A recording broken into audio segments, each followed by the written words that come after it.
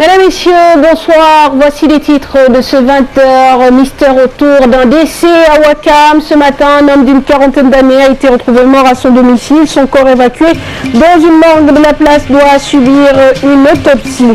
À la Mecque, la délégation sénégalaise a enregistré une première perte humaine. Un homme de 72 ans décédé au moment d'effectuer le tawaf juste après la prière de l'aube. À une dizaine de jours de la Tabaski, le mouton coûte cher et se fait encore rare. Pour le moment, seuls 60 000 têtes sont disponibles dans la capitale dakaroise. Le service de l'élevage veut tout de même rassurer les clients, il y en aura pour tout le monde. Soumaïla Cissé se prononce sur les incidents survenus au sein de l'armée malienne. Le candidat malheureux à la dernière présidentielle fustige l'attitude de certains soldats au moment où le peuple malien doit se retrouver autour de l'essentiel. Et puis sport, la dissension persiste au sein du Garaf de Dakar. Maître El Hadj Diouf s'est rendu tout à l'heure au siège du club pour installer son comité directeur devant des portes closes. L'homme a improvisé une conférence de presse.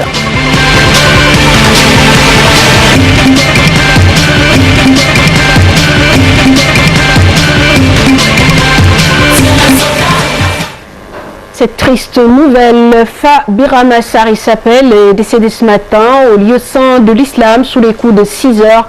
Âgé de 72 ans, Fa Birama Sarr est originaire de Bassou, dans la région de Fatick.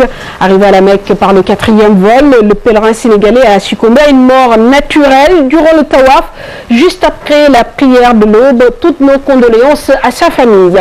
Nous parlons toujours de ce pèlerinage 2013 où le nombre de vols en provenance du Sénégal a été revu à la hausse, passant de 8 à 9. Ce vol supplémentaire risque d'avoir des conséquences sur le budget du Hajj. Nous retrouvons nos envoyés spéciaux, Binta Diallo, Dibila Diop. Pour le Hajj 2013, mais au final, il y a eu un 9e vol supplémentaire, après que l'Arabie Saoudite a accordé au Sénégal son quota initial estimé à plus de 10 000 pèlerins. Ce 9e vol supplémentaire ne sera pas sans conséquence sur le budget du pèlerinage, a dit le général Amadou Tidiane Dia. Cher du point de vue hébergement, ça me coûte cher du point de vue taxes à payer, ainsi de suite. Parce que je n'avais qu'un budget prévu pour 2400. Et qui reste ici une durée bien déterminée. Maintenant, avec le report de l'arrivée du 9e vol, ça me fait 2 nuits supplémentaires à prévoir pour Médine. Il y aura des restrictions sur certaines parties, simplement. Les missionnaires au nombre de 221 sont avertis. Le commissaire général se veut clair. Celui ou celle qui n'a pas accompli sa mission convenablement ne sera pas rémunéré. Ne travaille pas, ne va pas être payé. Ils ont déjà reçu le tiers de leur pécule, de leur traitement. Mais il reste encore les 2 tiers qui sont étalés suivant en définitive le planning qui était prévu. Donc il faut travailler pour en définitive mériter ce qui était prévu, mériter de prévoir ce qui était prévu. On ne va pas jusqu'à rapatrier, ça me coûtait très cher, mais de toute façon il y a des choses qui sont prévues. Ils ne sont pas venus pour faire le pèlerinage. Ils sont venus pour aider la mission à encadrer les pèlerins. Le commissaire général qui a dressé un bilan à mi-parcours qui est globalement positif a également révélé que le seul problème qui s'est posé au niveau de la Mecque est celui de la restauration. Mais le général Amadou Tidiane Dia a rassuré que tous les chefs cuisiniers ont pu obtenir leur cuisine en fin de compte pour pouvoir restaurer tous les Sénégalais qui sont déjà, les pèlerins sénégalais qui sont déjà à la Mecque, que 5 vols sont déjà arrivés à la Mecque.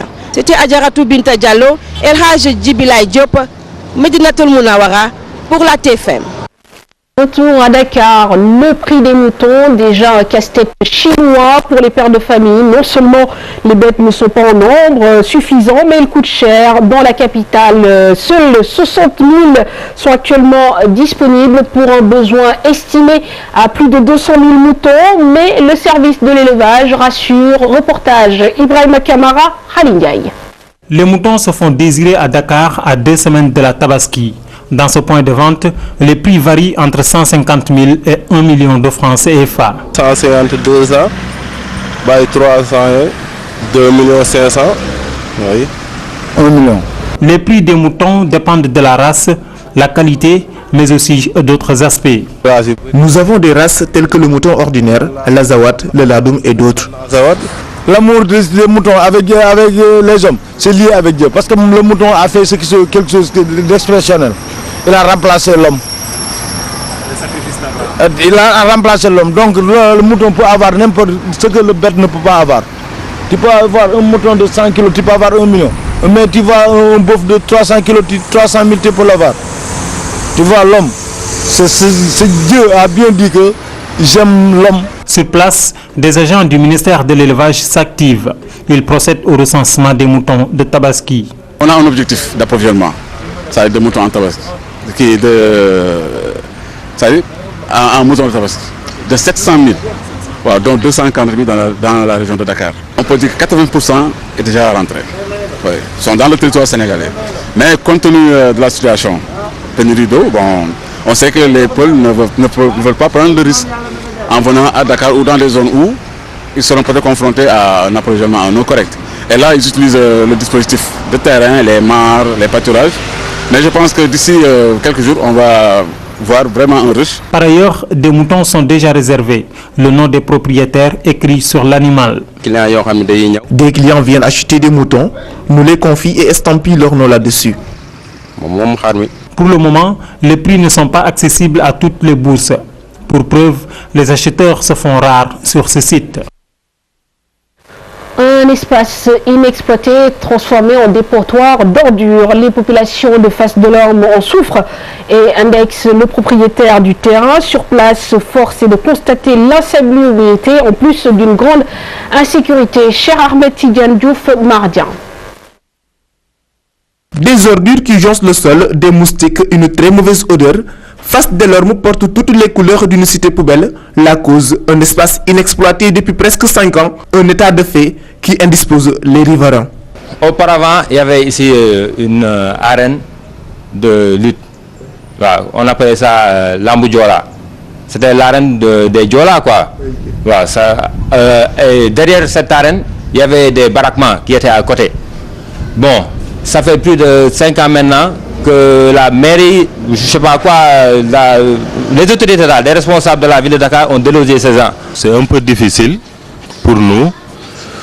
On est à côté de ce terrain, on ne peut pas dire un terrain ou bien une forêt. C'est vraiment difficile de travailler dans ces conditions. Il y a les gens qui viennent jeter des ordures dans les parages. Il y a les moustiques qui nous dérangent à certaines heures. Vous ne pouvez pas rester ici à l'aise. Il y a les moustiques, il y a les insectes rampants de n'importe quelle sorte qui sortent à certaines heures. Si vous venez ici à 18 h, vous ne pouvez pas rester tranquille dans les parages. C'est vraiment désagréable. À l'insalubrité s'y ajoute l'insécurité. Les populations interpellent les autorités. Il y a pas, je ne sais pas combien de temps ça fait, mais j'ai entendu qu'une fille a été agressée dans les parages. Et puis, il y a une insécurité qui règne dans les lieux ces temps-ci qui n'était pas fréquent ici. On n'avait pas ce genre de problème ici, mais maintenant, vraiment, il n'y a plus de sécurité comme avant. Il y a des serpents, il y a des agresseurs, il n'y a pas de courant, il y a n'importe quoi ici là. C'est vraiment désagréable à certaines heures. À part ça aussi, nous demandons vraiment au propriétaire du terrain s'il peut bien nous aider, s'il peut voir comment est-ce qu'il peut gérer avec son site, s'il peut donner à quelqu'un qui peut utiliser, ou bien il cherche comment utiliser, mais vraiment, nous déplorons la situation. Les habitants comptent déposer une plainte contre le propriétaire du terrain si aucune solution n'est constatée d'ici quelques jours. Lutte contre le surpeuplement carcéral, une super priorité du ministre de la Justice. Une nouvelle prison doit d'ailleurs être construite à Sébikotane.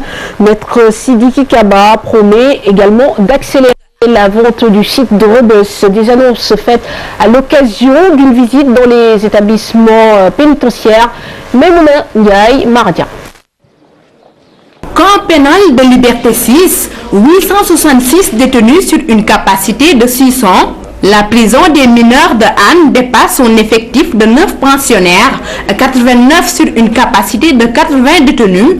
Rebeuss étouffe avec un surplus de 1450 détenus, des chiffres qui attestent de la promiscuité dans les établissements pénitentiaires. il faudrait améliorer les conditions de détention parce que la prison ne doit pas être un lieu de destruction de l'individu, du prisonnier. Lorsqu'il doit sortir, nous voudrons plutôt un homme qui sera prêt à participer au processus de développement de son pays. Ce qui veut dire que la prison, c'est un lieu d'enfermement, mais surtout un lieu de réhabilitation. Au camp pénal, les conditions d'incarcération sont mieux aménagées qu'à Rebeuss. Ici, on n'y exécute que des peines. Tous les détenus sont des majeurs. Il n'y a pas de femmes, il n'y a pas de mineurs. Et présentement, nous sommes à 866 détenus, dont donc 724 Sénégalais et 142 étrangers. Nous avons 29 détenus qui sont condamnés à perpétuité.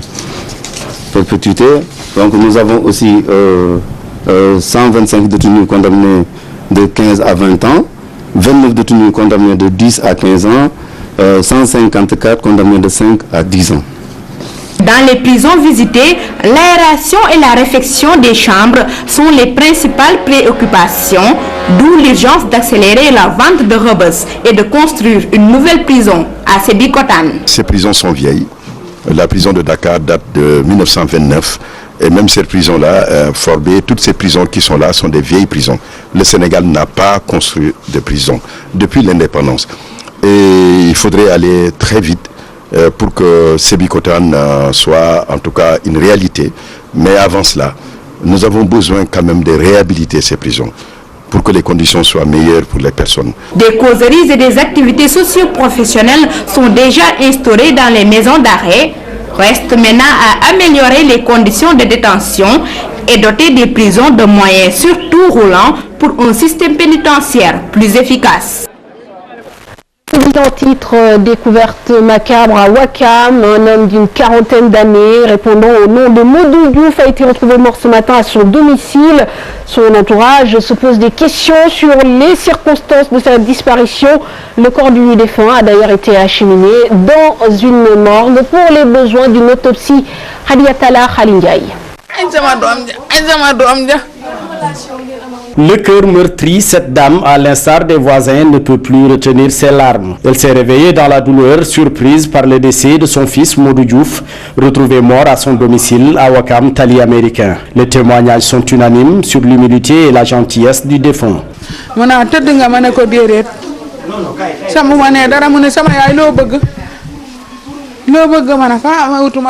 Il m'a demandé hier si je me suis couchée et j'ai répondu par la négative. Il me proposait de m'acheter du lait et m'a remis de l'argent. Modou est tellement sociable. Il garde de bons rapports avec tout le monde. Son dernier mot est « Maman, je vais devoir partir ».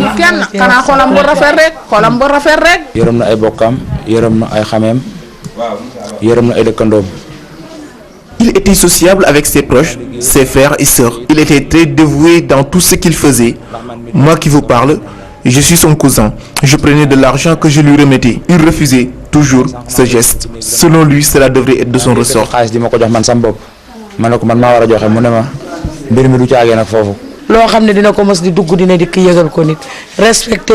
Là où il s'engageait, il sollicitait les conseils des autres. Il est très respectueux.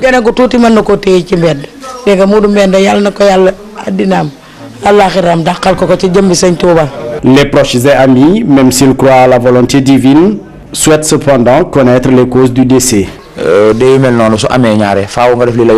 Pour ces gens de mort, il faudrait mieux se conformer à la règle. Comme il n'avait aucun problème de santé, c'est normal qu'on fasse une autopsie. Sinon, tu risques d'avoir des ennuis avec la justice. Donc, il faut l'autopsie. Le défunt Modou Diouf, la quarantaine, laisse derrière lui 3 épouses et pas moins de 5 enfants. Il laisse tout un quartier dans la tristesse et la consternation. Jacob Zuma a quitté Dakar à la mi-journée en marge de la visite officielle du président sud-africain. Dakar et Johannesburg ont réuni leurs 2 secteurs privés. Objectif, booster la coopération économique entre les 2 pays, ce à l'occasion d'un business forum présidé par le ministre de la Promotion, des Investissements et des Partenariats. Santé à présent avec ce CRD spécial tenu à Matam sur la couverture maladie universelle. Les populations de la région applaudissent bien sûr dès demain le programme du chef de l'État, mais attendent surtout et d'abord l'amélioration de l'offre de services dans une région où il n'y a aucun médecin spécialiste. La prise en charge médicale des habitants fait cruellement défaut. Correspondance à Liban Belnian. Après son lancement par le chef de l'État, les Matamois font la connaissance avec le plan stratégique de développement de la couverture maladie universelle. Les différents acteurs de la région et les autorités locales ont pris part en CRD sous la présidence du gouverneur de Matam. Un programme ambitieux, très pertinent selon les populations, mais qui doit au préalable être soutenu par l'amélioration de l'offre de services de santé. Les ressources de qualité, ça fait défaut. En tout cas, nous les élus locaux, on a toujours décrié cet état de fait. Si vous allez à Ranérou, il n'y a qu'un seul district et des cases de santé. Les populations vivent une précarité extraordinaire. Il n'y a pas un personnel de qualité. Et je pense qu'on en a besoin. Dans toute la région de Matam, vous cherchez aujourd'hui, il n'y a même pas de cardiologue. Et ça, c'est une situation extrêmement grave. Qu'est-ce que cela veut dire? Donc, pour cette couverture aussi, il y a des moyens qui doivent être mis d'abord à la disposition. Le président de la République a fait le projet Bobu, Sunko de fait projet Bobu, population de là. Mais, pour moi, il faut au moins d'abord infrastructure de bar dans la région. Si on les régions, la région de Matam, sans cardiologue. Le problème là. Bon, population et population yi amuñu moyen de souscrire yenn assurance yi. Les mutuelles presque amuñu. Donc suñu bëggé def politique bu baax nous concerner couverture maladie universelle bi, il faut nous appuyer sur les assurances privées. Mais li ñu xalaat le plus souvent ak li ñuy gis moy communication bu modul doy, infrastructure bi tamit demul non yépp, personne qualifiée bi tamit dafa manquer ces régions de Matam. Le problème, il faut nous régler d'abord ces questions-là. Des préoccupations tenues en compte dans le processus enclenché pour la couverture maladie universelle. Avec l'ouverture du nouvel hôpital de Matam, le déploiement de médecins spécialistes permettra de rééquilibrer l'offre et la demande. Effectivement, vous avez parfaitement raison. La couverture maladie universelle, telle que nous le comprenons, et les soins parlent également de l'offre de soins. Aujourd'hui, on ne peut pas accéder à des soins de santé sans un personnel qualifié, sans des infrastructures. C'est la raison pour laquelle également le ministère de la Santé travaille dans ce sens-là. Parallèlement donc aux stratégies qui sont développées au niveau de la demande de soins, il y a également d'autres stratégies qui sont en train d'être développées au niveau de l'offre de soins. Aujourd'hui, évidemment, la région de Matam, sur le plan des ressources humaines, nous avons noté quand même une faiblesse des spécialistes, mais le ministère de la Santé est en train de travailler dans ce sens-là. Au cours de ce CRD, les populations de Matam se sont fortement réjouies de cette initiative du président de la République. Pour une meilleure vulgarisation du programme, des CDD sont prévus dans tous les 3 départements de la région. Avant de passer à l'actualité sportive, l'actualité internationale, Soumaïla Cissé demande à Ibrahim Boubacar Keïta de régler le problème du Nord. Le Mali a besoin d'une seule armée républicaine, pas de deux. Nous l'écoutons. Normally, j'avais dit à la plupart de nos partenaires, tous ceux qui sont au Conseil de sécurité, les 5, j'ai vu les ambassadeurs, j'ai vu les différentes chancelleries, j'ai vu l'Union européenne, j'ai vu l'administration. Je leur ai dit qu'avant même les élections, il fallait régler le problème du positionnement du MNLA. Le positionnement du MNLA doit être réglé avant les élections pour éviter que le nouveau président ne passe beaucoup plus de temps face à ce problème que face aux problèmes réels que les Maliens ont aujourd'hui, un besoin réel de développement, un besoin réel d'améliorer leurs conditions de vie. Ceci dit, la chose est telle qu'elle est aujourd'hui. Il est évident qu'un processus de paix a été entamé à Ouagadougou, il faut voir comment le poursuivre. Il faut s'engager résolument dans la réconciliation nationale qui doit être faite, à mon avis, au plus près, c'est-à-dire auprès des populations, dans les communes, dans les villages, parce que cette crise a été beaucoup plus profonde que celles qui l'ont précédée. Aujourd'hui, il faut faire face à la situation. Il faut une armée républicaine, on ne peut pas accepter 2 armées dans un même pays. Et je crois qu'il faut s'apprêter à ce que force reste à la loi.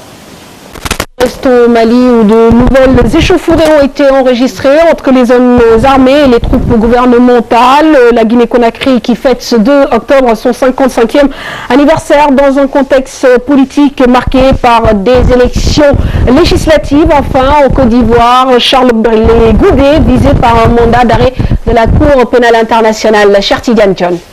Le Mali a renforcé son dispositif de sécurité après qu'une fusillade a éclaté entre les hommes armés et les troupes gouvernementales dans la ville de Kidal, dans le nord du Mali. L'armée a échangé des tirs pendant près de 2 heures avec les assaillants et elle contrôlait la ville où les tirs n'étaient plus entendus qu'aux environs de 22 heures heure locale. Le MNLA accuse l'armée de provocation et les circonstances de ces affrontements restent confuses. D'après un porte-parole du mouvement Azawad, les soldats gouvernementaux ont ouvert le feu sur un véhicule du MNLA, blessant 3 personnes à l'intérieur. En Guinée, en attendant les résultats des législatives, la fête bat son plein alors que la commission électorale commence à publier les premiers résultats des votes des Guinéens à l'étranger. Et dans l'attente des résultats plus complets, les Guinéens célèbrent leur fête nationale ce 2 octobre. Dans le sud du pays, précisément à Kérékoré, que se tiennent les festivités de ce 55e anniversaire de l'indépendance, le président Alpha Condé s'y rend dans un contexte politique qui demeure tendu.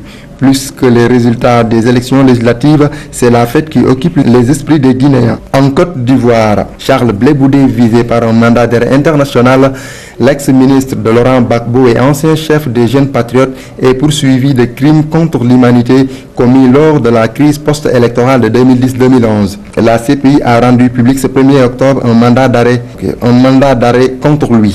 Pour rappel, Charles Blé Boudé a été arrêté le 17 janvier au Ghana et puis extradé dès le lendemain vers la Côte d'Ivoire où il était actuellement détenu. La justice ivoirienne l'avait inculpé le 21 janvier, notamment des crimes de guerre, mais aussi d'assassinat, vol en réunion, dégradation et destruction des biens d'autrui.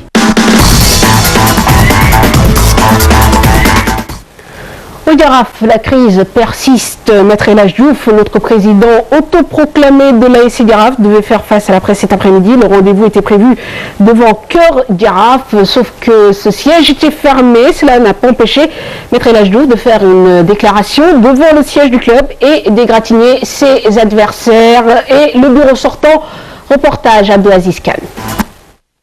Il est 16h12. Maître El Hadji Diouf débarque sous les hurrahs d'un public acquis à sa cause. Mais Cœur Jaraaf est fermé.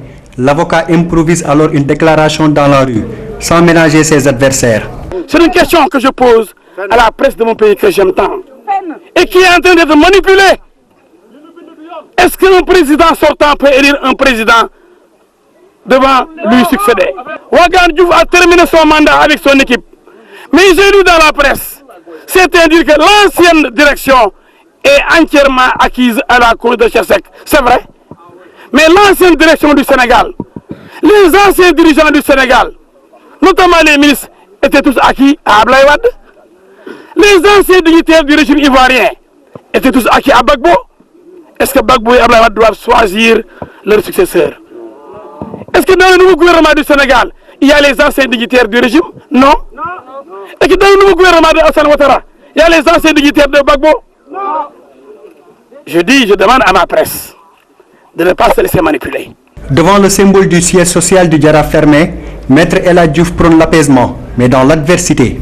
Parce qu'on va vers la construction de ce siège qui est fermé aujourd'hui par des gens lâches, des poltrons qui ont dit qu'ils ont pris leurs dispositions pour m'empêcher de faire la conférence de presse à Cœur Jaraaf.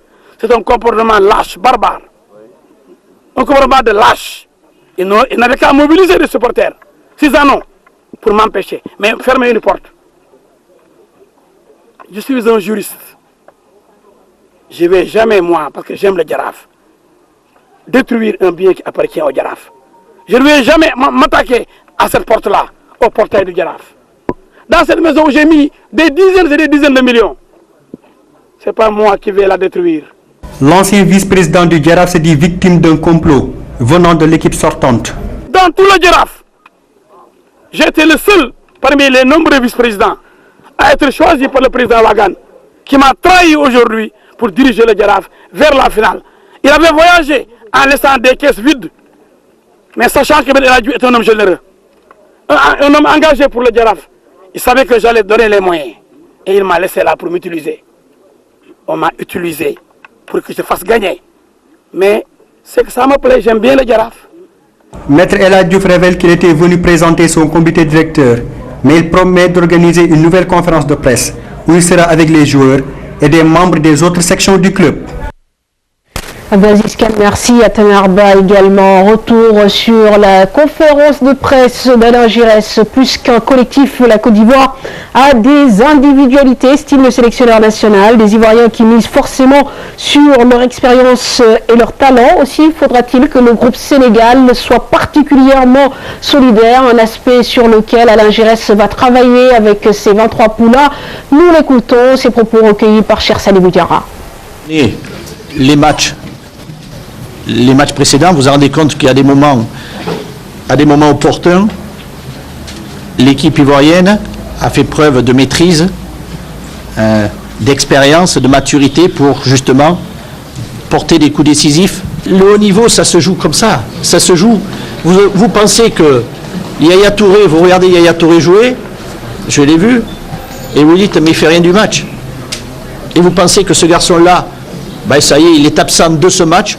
Or, sur une action, sur un geste, sur un ballon européen, il va faire la différence. C'est être capable de savoir que ça peut arriver. Donc on est dans l'aspect psychologique d'un match. On n'est pas sur la capacité athlétique ou la capacité technique. C'est simplement la capacité mentale. L'aspect collectif, pour régler et gérer ces problèmes, sera très importante. Le collectif. Parce qu'il peut y avoir des situations individuelles compliquées qui peuvent se compenser par un complément collectif. Autrement dit, situation où un joueur peut sauter en difficulté, mais derrière le collectif pallie à cela. Donc voilà, c'est des bases sur lesquelles on doit effectivement travailler et mettre en place. Football toujours, le tournoi de la petite catégorie des 6 Cap Liberté a vécu. Liberté 4 a battu Liberté 5 sur le score de 2-0. L'organisateur du tournoi, Aliou Mara, se réjouit du fair play noté durant cette compétition. Et surtout pour lui, le plus important, c'est le football, moyen de développement. Ces propos sont recueillis par Mohamed Dia. Envers la jeunesse des 6 Cap Liberté, qui a prouvé aujourd'hui, qui a montré un esprit de fair play, un esprit de communion, parce que le tournoi s'est déroulé sans incident. C'est pour montrer encore une fois que les jeunes doivent être les leviers du développement. Et le développement commence par la non-violence. On n'a pas de temps à perdre avec la violence. Le Sénégal est déjà très en retard du plan de développement et compte sur sa jeunesse pour combattre, pour gagner la bataille du sous-développement. Aujourd'hui, les jeunes doivent travailler la main dans la main, dans un esprit de fair play, dans un esprit de partage, dans un esprit de solidarité. Ligue européenne des champions, suite de la deuxième journée ce mercredi. L'affiche de la soirée oppose en ce moment même Manchester City au Bayern de Munich. Le Real Madrid affronte Copenhague, la Juve Galatasaray et les Parisiens qui accueillent Benfica à Lisbonne hier à l'occasion des premiers matchs. Les premiers matchs, c'est toujours dans la continuité de la première journée. Les favoris ont tenu le rang. Victoire d'Arsenal, du Borussia Dortmund et de Chelsea entre autres. Le point avec Chertigan Diao. La hiérarchie a été respectée lors de cette deuxième journée de Champions League. Chelsea en danger après sa défaite inaugurale à Stamford Bridge s'est baladé sur la pelouse de Bucarest. Victoire 4-0 au début signé Ramirez à 2 reprises, Lampard est en but contre son camp. Le Barça, sans son Messi, pouvait craindre son déplacement au Celtic Park. Finalement, les Catalans sont venus à bout du Celtic en 1-0, une tête de Cesc Fabregas à la 75e minute. Dans la même poule, Milan AC et l'Ajax d'Amsterdam se quittent dos à dos. Un but partout avec l'égalisation de Balotelli à l'ultime minute de la rencontre. Arsenal, amené par son maître à jouer Mesut Ozil, est venu à bout du Napoli à l'Emirates Stadium 2-0. Ozil et Giroud. L'OM n'a pas pesé lourd devant le Borussia, défaite 3-0 face au vice-champion d'Europe. C'est sur ces notes footballistiques que nous refermons cette édition du soir. Merci de l'avoir suivi. Excellente suite des programmes sur la TFM. Bonsoir.